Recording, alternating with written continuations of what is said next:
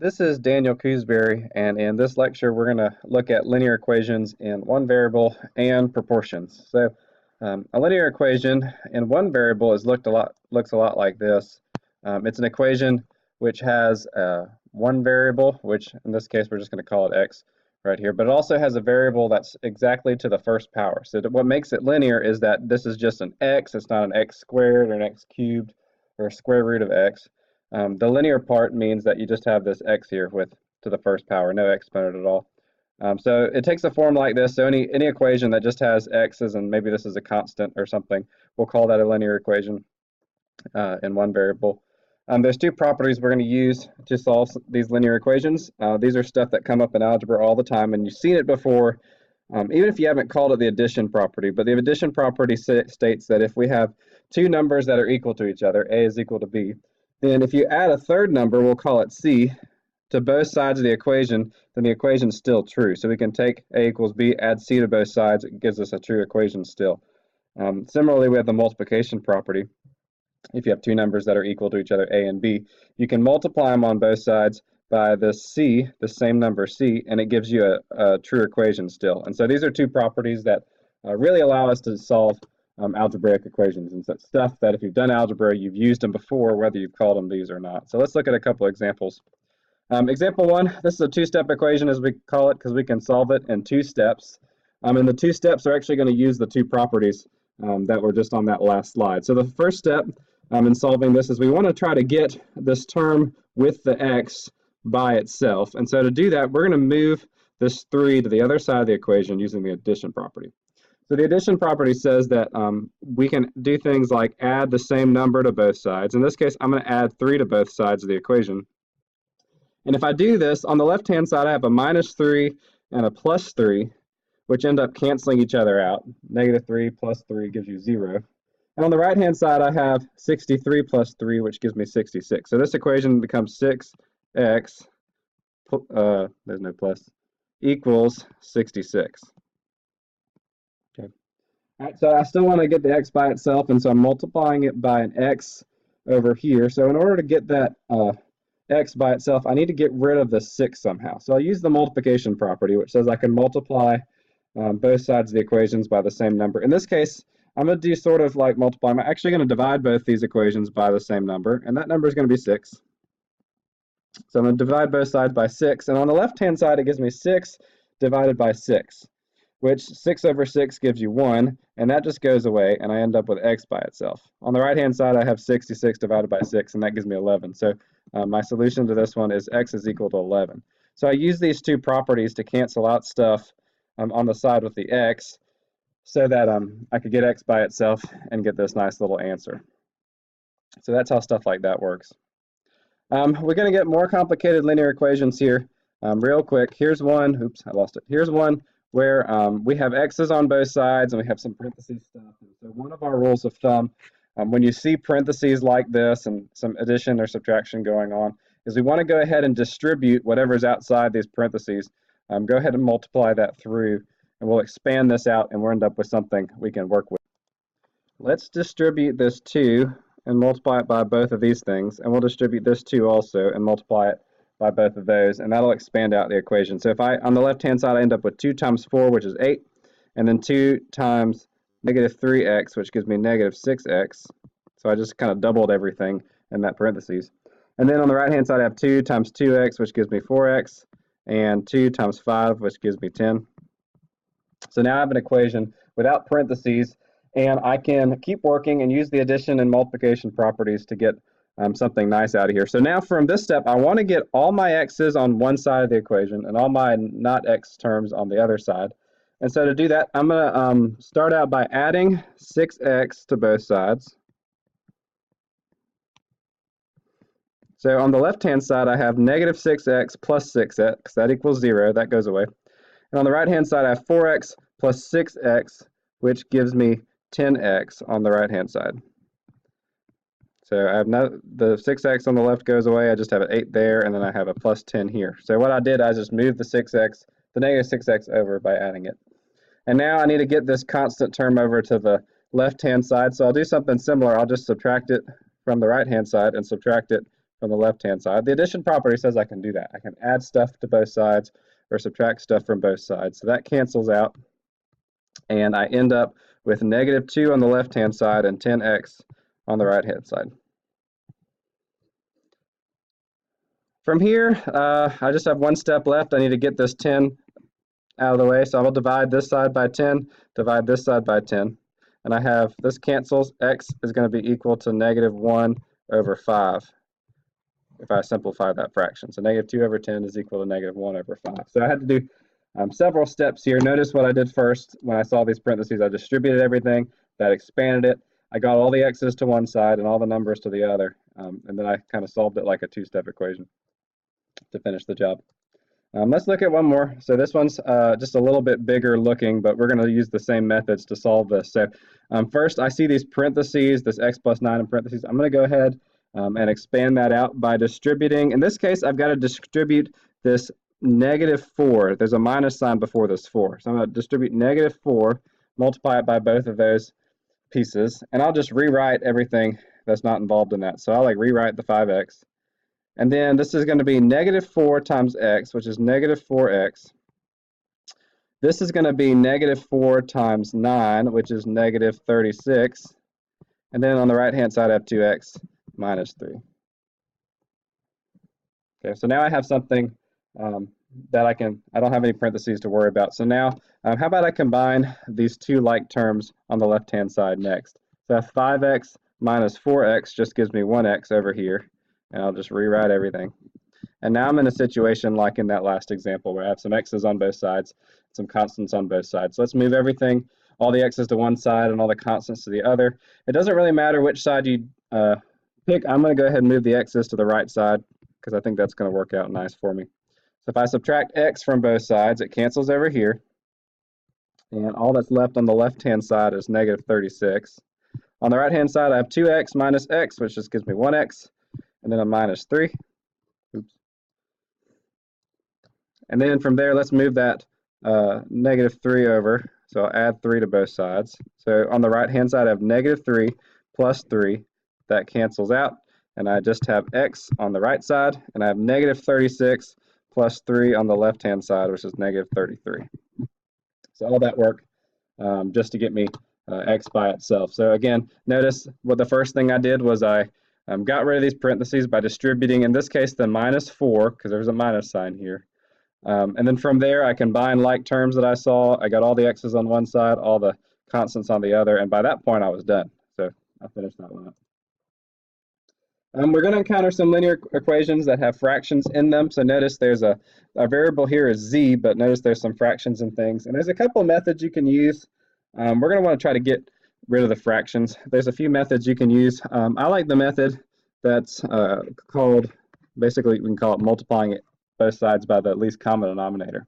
So to find the LCD, we want to look at the denominators and find the least common multiple of the two denominators. So if you started by writing out the multiples of 2, for example, 2, 4, 6, 8, and 10, and so on, and then we wrote out the multiples of 3, 6, 9, 12, and so on, then the least common multiple is the first multiple that they have in common. So in both of these lists, the first number that shows up in each of them, in this case, is 6. The LCD is 6. So because we have the multiplication method, we can multiply both sides of the equation by the same number, and it doesn't mess anything up. So let's multiply both sides of the equation by 6. So I'm going to multiply the right-hand side by 6 and the left-hand side by 6, since that's the LCD. And if I do that, I get, I should distribute here, I get 120 minus 6z over 3 equals 6z over 2. Now I've still got fractions, but notice what happened since I multiplied by the LCD. This actually can simplify into a whole number. So let me rewrite this 120. This first fraction is 6 divided by 3 times z. 6 divided by 3 is 2 times z. And this fraction on the right-hand side is 6 divided by 2 times z, or 3 times z. So what happens when I multiply by the LCD is that these fractions actually get turned into whole numbers. It happens pretty much every time. If you pick the least common denominator and multiply both sides by the least common denominator, those fractions end up going away, and now you have an equation with just whole numbers that we can solve in a similar way that we did the last few examples. So I'm going to finish this up. I'm going to move that 2z over to the right-hand side by adding it, and it cancels out. On the left-hand side, the right-hand side, I get 3z plus 2z is 5z. And the left-hand side, I just have 120 over here. So now I'll divide both sides by 5 to cancel that out. That goes away. And I get z is equal to 120 times 5. Let me do that in my calculator real quick. 120 divided by 5, and that gives me 24. So z is equal to 24.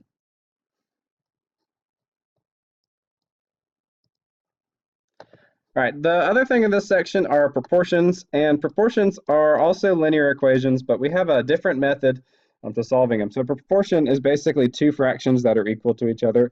You can think of it as like this over that equals this over that. There's just two fractions that equal. And with proportions, we can solve them using something called the cross product. So here you can see in this little blurb, if A over B equals C over D, then A times D equals B times C. This is called the cross product because you can think about multiplying the numerator with the opposite denominator. So multiplying A times D, which is this first thing, and multiplying B times C, which is the second thing. If you do that and you can set those two products equal to each other, then you have an equation that's equivalent and still true. So that's why it's kind of called the cross product. So we can use the cross product here to solve this. So here we have x over 12 is equal to negative 3 over 4. We're gonna solve this using the cross product. We're gonna multiply the numerator of one side times the denominator of the other, and vice versa. And we got a negative sign here. We'll just throw it on one of the sides. I don't think it really matters which. It just needs to go on one side. So we'll do x times 4, which is 4x. And then we'll do 12 times, let's do negative 3. 12 times negative 3 is negative 36. So we're basically doing this thing up here. X times 4, 12 times negative 3, and we get an equation that's equivalent to this. And now we can actually solve this in one step. Okay, so let's divide both sides by 4. That goes away. And we have x is equal to negative 9. So the cross product's really handy because it helps us solve what look like scary problems. We just turn it into a one-step equation, which is pretty nice. Okay, let's do that again with a little messier one. So we still have a proportion. It's this over that equals this over that. We'll do the cross product again. Multiply the numerator of one side times the denominator of the other. In this case, I have x times 5, which gives me 5x. And then I have 7 times x plus 14. So I'll do 7 times x plus 14. And notice I got to put that in parentheses because I'm multiplying 7 times all of this stuff. So since I have those parentheses, I should expand that out, multiply 7 times all that stuff. And I have 5x is equal to 7 times x plus 7 times 14, which is 98. And now I want to get all my x's on one side, so I'll subtract 7x from here. I'll subtract it from here. That cancels, and I end up with 5x minus 7x, which is negative 2x, is equal to 98. If I divide both sides by negative 2, I end up with x is equal to negative 49.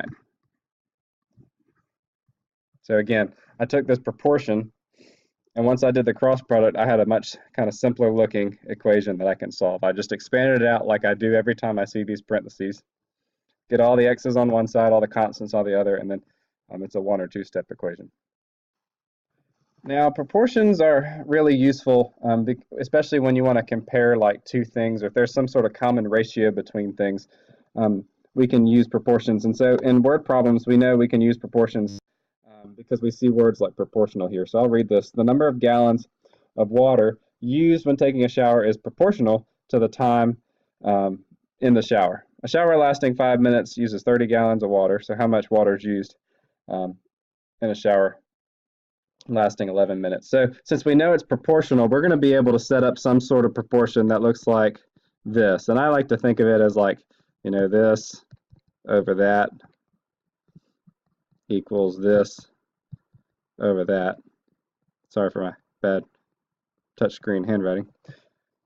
So in other words, like whatever's in the numerator over here, whatever kind of thing that is, it's also going to be in the numerator over here. And whatever thing is down here is also going to be down here. So in this case, I have 5 minutes uses 30 gallons of water. So I have like two things, this over that. And I know it's proportional. So if I know that I have a shower that lasts 11 minutes, that minutes should go up in the numerator because I put minutes in the numerator over here. So that's kind of what this sort of diagram is for. This over that, that is equal to this over that. Minutes over gallons should be equal to minutes over gallons. Let's just make this X. I don't know what that number is. How much water is used, how many gallons are used in a shower lasting 11 minutes. So this over that is equal to this over that. Now that I've set it up, I can solve. Let me go ahead and use the cross product. So I'll do that, and I'll do that. And I'll just ignore units for a second while I solve this problem. 5 times x gives me 5x. 30 times 11 gives me 330. Divide by 5. Divide by 5. And I have x is equal to 330 divided by 5, which is 66. And this is in gallons. So what I did is I used the fact that the amount of time that you spend and the amount of water you use is proportional, and I set up a proportion using this over that is equal to this over that, cross product, and now I have this equation I can solve, and I found out how much gallons of water that used. There's a couple other linear equations you might encounter, and so I'm going to do these real quick just to show you what happens. It's possible to have equations with no solution, and let's just work through this to see what the problem is. When we get to the answer part, I'll kind of tell you what how you know there's no solution here. It's a possible thing that we need to be looking out for it. So I'll distribute stuff. I end up with 4x plus 8 plus 1 on the left side, and 7x minus 3x plus 6. I'm distributing the minus 3 here, so that becomes a minus 3 times minus 2 plus 6. Let me go ahead and combine these terms here. So I have, and you know what, I'm also going to combine this 8 and the 1 here because they're both constant terms. So on the left-hand side, I have 4x plus 9. And then I'll combine these terms. I have 4x plus 6. And then let me get all the x's on one side. I'll subtract 4x from one side. And I'll subtract it from this side. And this is kind of weird. Okay, so it cancels out over here, 4x minus 4x. It also cancels out over here. And what I'm left with is 9 is equal to 6. Now, that's not true. Okay, so we haven't done any algebra wrong, but somehow we ended up canceling out our x's, and we got this number is equal to that number, and they're not the same number. We've got an equation now that's not true, which is indicative of this equation actually having no solution. So the way we know it has no solution is we did all the algebra right, we canceled out the x's, and now we have two numbers that aren't actually equal. This isn't equal, and so we can say this has no solution. Sometimes you see this written as the empty set, a 0 with a little dash through it. So that's how we know. That's what the answer is. So it can happen sometimes. Just be ready for that. Typically, linear equations have solutions, but not all the time. There's another situation we'll encounter where the equation may have infinitely many solutions. And so I'll work this one out to show you how you know you end up with this sort of weird situation with infinitely many solutions. Okay, so I'm going to start by distributing this negative sign here to get rid of those parentheses. So I'll multiply, think of this as multiplying both sides by both of these terms by -1. That's what that means. And I'll go ahead and combine some terms over here too. So 4x minus 5x on the left-hand side gives me -x on the left-hand side plus 1 is equal to 5 minus x minus 4. I'm distributing that negative sign to the 4 also. Okay, I'll go ahead and combine these constants here. 5 minus 4 on the right-hand side gives me 1 minus x. And then I have -x plus 1 over here. And then I'll go ahead and move all the x's over. So I'll add x to this side. So that'll cancel. And then I have to add x to that side. But look, it cancels on both sides again, just like in that last example. So the x's go away, and I just have 1 is equal to 1. And that's kind of what my answer looks like. Okay, so this is weird now because the x's are all gone, But now I have a statement that's true. I have this number is equal to that number, and it's true. 1 is equal to 1. So in this case, since the x's are not in the equation anymore and I have a true statement, we're going to say that this has infinitely many solutions. That means any number you plug in for x up here, you're going to end up with 1 is equal to 1, or some sort of statement. You can plug in any answer, any real number, and that'll still work. So we'll say this solution, we'll say that it's, we're going to write it like this. We'll put it in set notation. It's going to be any number x where x is a real number. So any x such that x is a real number. So this has infinitely many solutions, and that's how you know. So those are different kinds of linear equations that you're going to encounter. And you pretty much solve them all the same way. I tried to use similar methods. We distributed to get rid of the parentheses first, and then we moved everything to one side or the other, and then it was like a two-step equation. And hopefully that's enough to get you going.